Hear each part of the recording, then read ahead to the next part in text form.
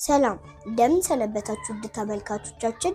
የዕለቱን ዜናዎች ይዤላችሁ የቀረብኩት እኔ ጽልም ዘረኝ ነኝ። አብራችሁን ቆዩ።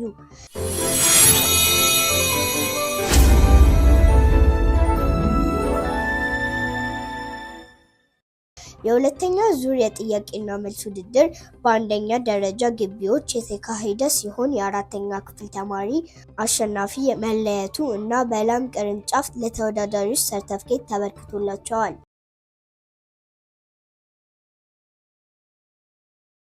የእንግሊዝኛ ቋንቋ ክህሎት ለማሳደግ የተዘጋጀው የስፔሊንግ ቢ ውድድር አሸናፊዎች ተለይተው ሽልማት ተበርክቶላቸዋል። የምወደው ምክንያቱም መጽሐፍት ውስጥ በጣም ብዙ እውቀት ስላለ።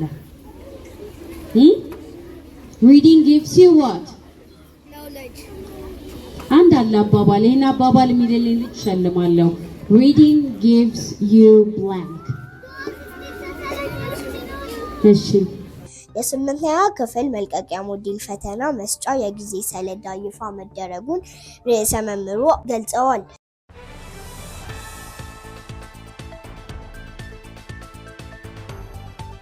በከተማ ደረጃ የሚዘጋጀው የፈጠራ ስራ ውድድር ዝግጅት መጀመሩ የአንደኛ ደረጃ ርዕሰ መምህራን አስታውቀዋል።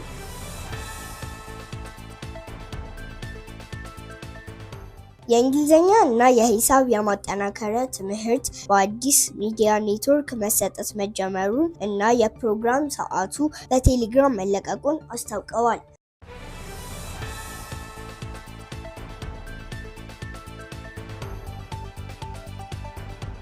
የሁለተኛ ሩብ ዓመት የሙከራ ፈተና ከ5ኛ እስከ 8ኛ ክፍል ያሉ ተማሪዎች መውሰዳቸው ተገልጿል።